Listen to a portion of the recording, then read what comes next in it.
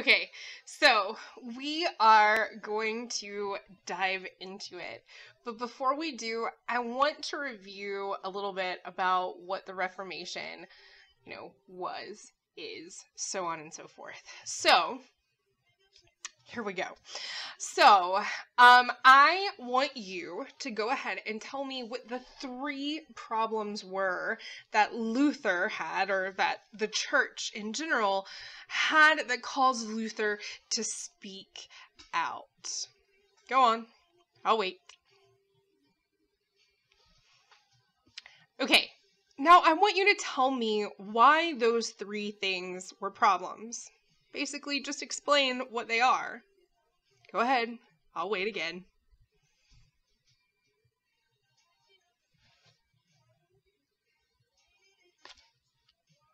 Okay, so if you said those 3 things were rules, money, and behavior, ding, ding, ding, you got it right.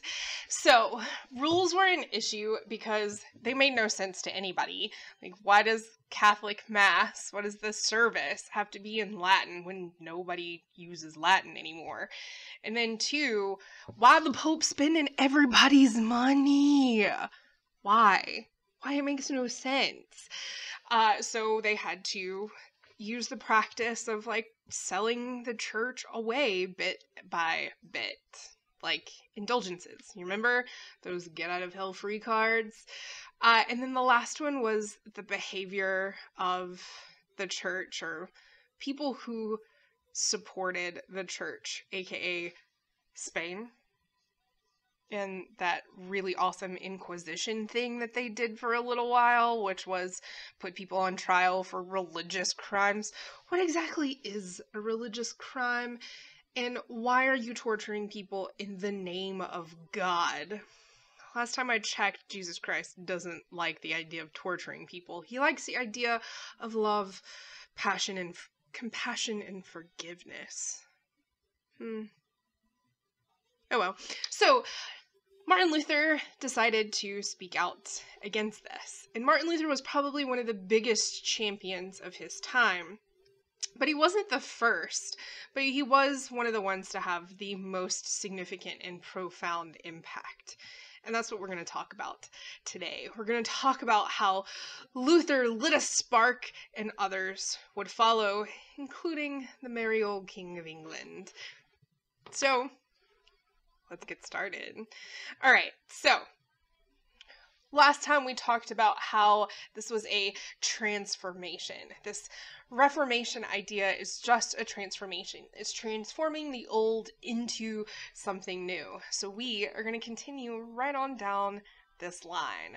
So, you have the Reformers, 3 in particular that we are going to talk about right now, that are probably the most significant.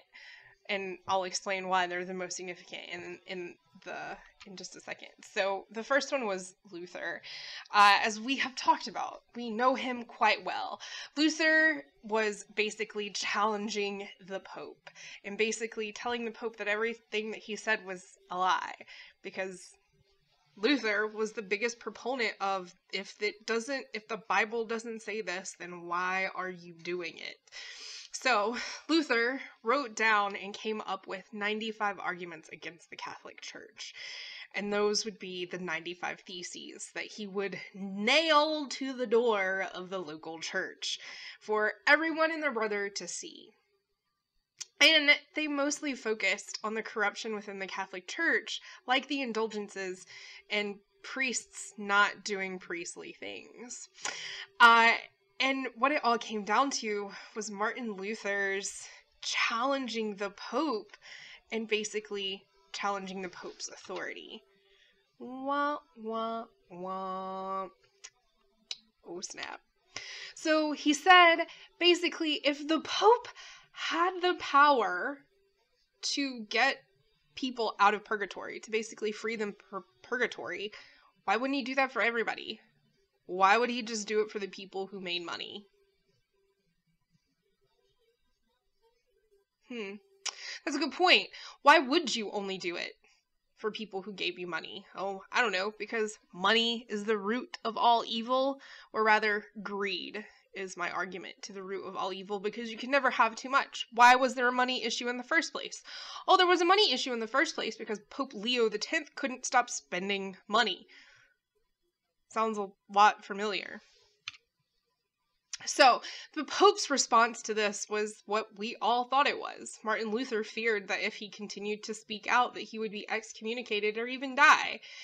And he was excommunicated. He refused to take back his statements. The Pope actually gave him a chance, the Council of Trent, to take back his statements, and he didn't. So he was excommunicated. Basically, they took his church and his faith away from him. Kind of. He continued on to speak and do his things and would ultimately become the namesake of a Protestant faith, which is Lutheranism. So Lutherans are the followers of what Martin Luther put out into the world. They are Christians, just Reformed Christians, if that makes sense. So one of the things that I need you to take away from this is that Luther never set out to break away from his Catholic faith. He wanted very much to stay a part of the Catholic Church, and he thought by showing the church that by showing the church their problems, that they could work to change them. And unfortunately, that wasn't the way the Pope saw it. The Pope saw it as challenging the papal authority, so he was excommunicated. But that didn't stop his ideas from rapidly spreading throughout all of Europe, despite the church going, okay, we see what's happening, we're going to change these things. So I want to point out that the church changed these things because Luther's ideas were starting to spread throughout Europe at such a rapid pace that the church couldn't get ahead of these things. So at the Council of Trent, they did make some changes. For one, they stopped selling indulgences, which to me is a no-brainer in the first place. And then second, priests were now required to live near their church and their people. So it would be like, let's say the Catholic Church actually allowed female priests. It would be like me being the priest of a Catholic church in uptown Charlotte. I have to live closer to it. So that's where you started to see parsonages, that's houses right next to churches, where the priest would live, and even sometimes chambers where the priest would stay in the church itself. Makes sense. But still didn't quite reform completely the church until well after a lot of the Protestant faiths had already been established. So here's a philosophical throwdown for you that you guys are going to answer right here. So I want you to think about this. Should you always stand up for your beliefs, even if doing so is going to hurt people? So take a second to think about that and then answer. I'll wait. Again, I'm used to it. So, I can tell you, for me, I mean, it's hard to stand up for what you believe in anyway, but standing up for what you believe in, knowing that some people could get hurt, well, is it good or is it bad? You gotta think about those things. So, our next reformer is actually William Tyndale, and he is probably the person every Christian who speaks English and reads in English should think. William Tyndale was actually the very first one to translate the Holy Bible into English so that common people could read it. He took one from Luther's book. If people had the ability to read the Bible, then they would know what's going on and they would be able to keep their churches in check. So he gave us the first English version of the Bible. Now we get to probably one of my favorite people from history. This crazy loon, King Henry VIII. Who would have thought we'd be speaking about him hundreds of years after the fact? But this one is a real gem. First off, just take a look at what he's wearing. That is ridiculous. Okay, so this was King Henry's chariot. This is what he rode around town in. not garish, not in your face at all. It's just a simple little horse and buggy thing. Yeah, very simple. Pretty sure that's all gold. Just saying. This is actually at the Catholic Church. You can go see it. It's on display. I've seen it. It's terrible. All right, so this is Henry VIII. Henry VIII is one of my favorite people from history, just because I can't believe that he did what he did. Soap operas aren't as good as this man's life. So King Henry VIII is the King of England, and he decides to marry the Queen of Spain. Now, back in the day, marriages were all about political gain and money. So England and Spain have always had this issue with one another. So Henry agrees to marry the princess, Catherine of Aragon, who is the daughter of the King of Spain and the brother or the sister to the King of Spain later on that would hold the Inquisition. All of them are crazy. This is what years of inbreeding gets you, okay? So this is Catherine of Aragon. By the time Catherine and Henry actually marry, Catherine is older, like getting close to not being able to bear children. And she does give Henry one child that would be Mary. And she gets pregnant several more times, but can never carry them full term. So Henry basically says that she's old, she's ugly, and that she's bad luck. So he wants a divorce, and he actually goes to the court and says, hey, let me divorce this woman. The Pope laughed at him in his face. We don't do that. And then he was like, okay, annul it. And they laughed at him again and said, I'm not annulling this because you have a child. Annulling is basically saying there's no reason for this marriage to stand. There's no proof that this is a good thing. Like, you had no children. So yeah, it's fine. Go ahead. We can call it a day. Well, for Catherine, they couldn't do that because they did have a daughter. So what does King Henry do?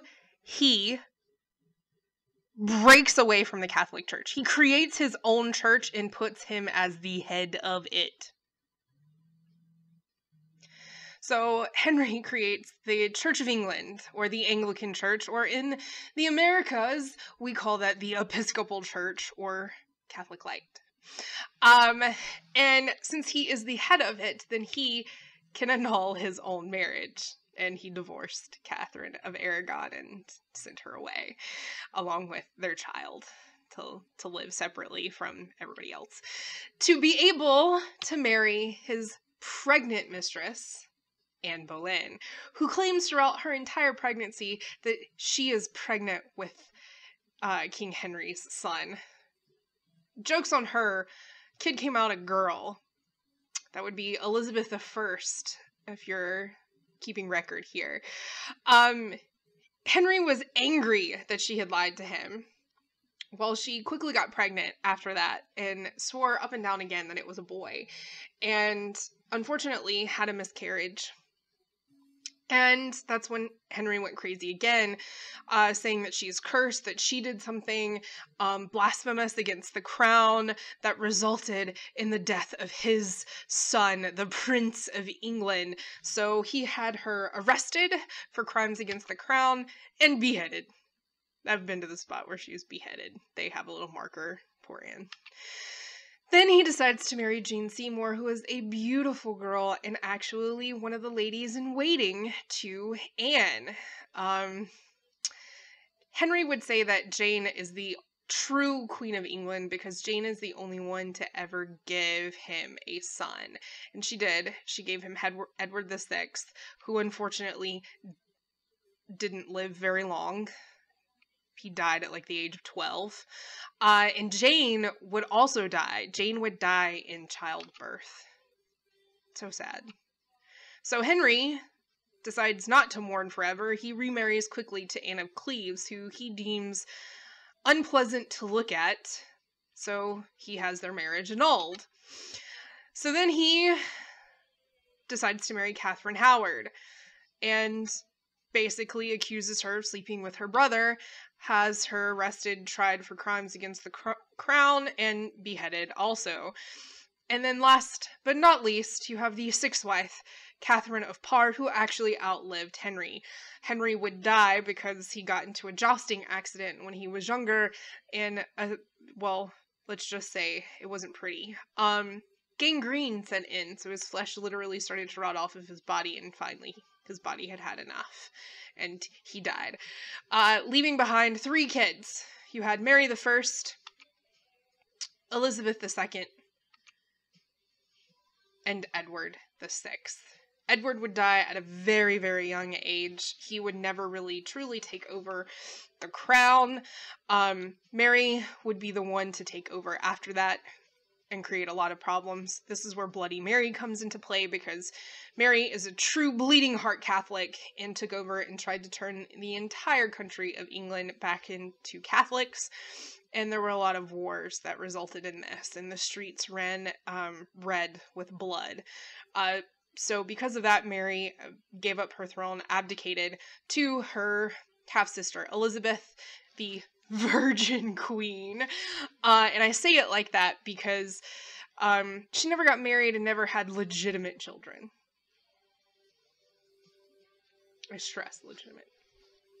Elizabeth would ultimately go on to rule for a very, very long time and leave the throne to a cousin because there was nobody left after that. But Henry challenging the Pope the way he's did changed the entire way the world looked at faith at that point in time. He would be the nail in the coffin, I guess the colloquialism is, that would separate the Catholic Church into the Protestant faiths, and nothing that the Catholic Church could do at that point in time could stop it. Now, there was a lot of animosity towards Protestants at this time, and it coincides with the Age of Exploration. So the Reformation had greatly changed the power of the Pope, because with the breaking of it, it meant that the Pope didn't have the authority that he had before. So the ultimate result of this was that the church in Europe went from being 100% Catholic on this side to split among different types of Christianity. So you have the Protestant faiths like Baptist, Moravian, Lutheran, Episcopal, Methodist, like the laundry list goes on. And missionaries from each of these faiths would carry their message on into the New World as long as their language. The Catholics would stay more so in Latin America because that's where Spain sailed to, and the Protestant faiths, England, Northern Europe, would sail into Northern America. And that's it. That's all she wrote.